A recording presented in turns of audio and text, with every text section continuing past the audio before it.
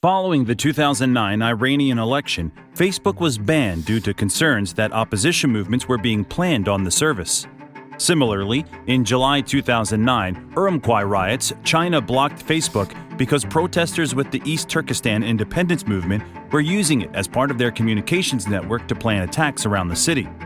Why are these countries banning Facebook? Is it a threat to these powerful countries now?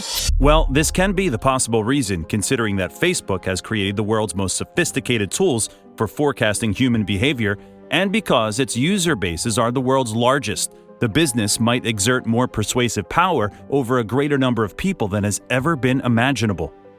As social media platforms grew in popularity in the 21st century, Facebook Incorporated soared to the top of the heap, outpacing rivals Twitter Incorporated and LinkedIn Corporation in terms of users and revenue. As of 2021 data, it connects 3 billion people, or nearly 40% of the world's population. This sheer magnitude of Facebook sets it apart from any other company on the planet. Moreover, Facebook is at the top of the social media game because its platform caters to a wide range of people and incorporates many different media aspects.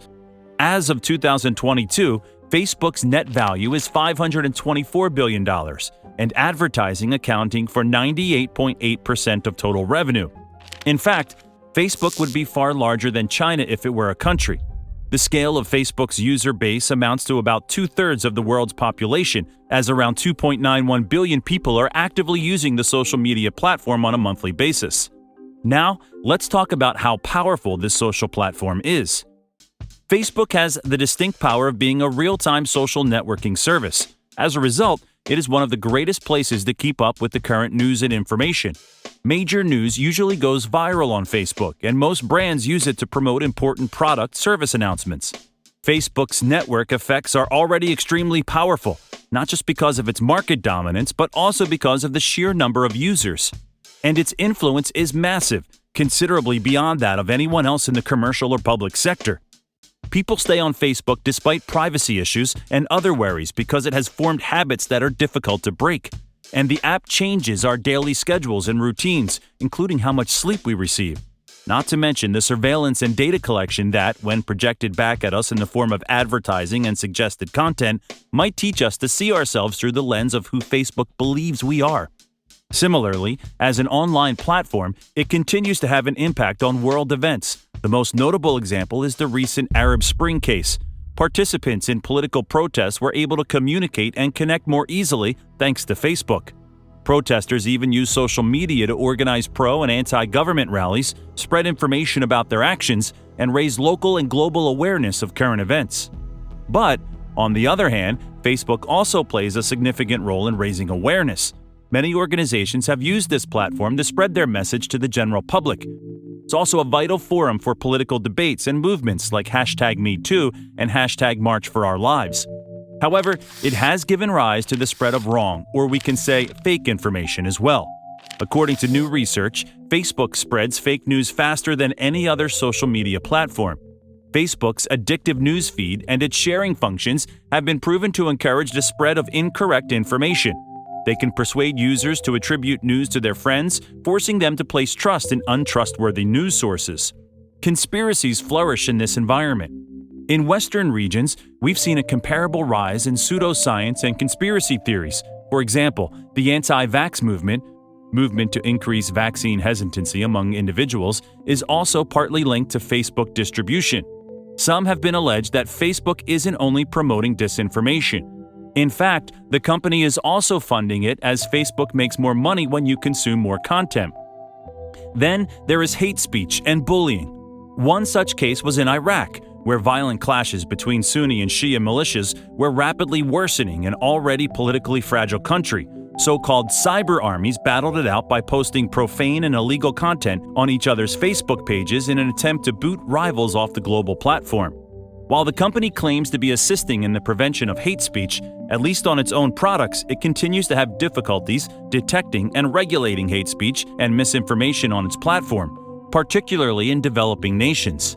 That is, in fact, the basis of Facebook's newsfeed, which maximizes the spread of such on-platform discussions, which then leads to interaction.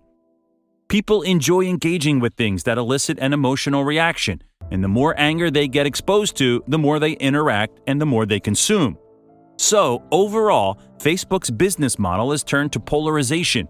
Posts that are incendiary or contain disinformation are more likely to generate clicks. As a result, Facebook has the potential to become the world's most powerful propaganda distribution system. And if we talk about political power of Facebook, it plays a major role in our political life. Many citizens receive their daily news from social media, while circulation numbers of newspapers and audience shares of news broadcast are in decline. According to a study, 44% of Facebook users between the ages of 18 and 29 in the United States enjoy or support political content. As a result, it's no wonder that Facebook has turned its social gaze to politics.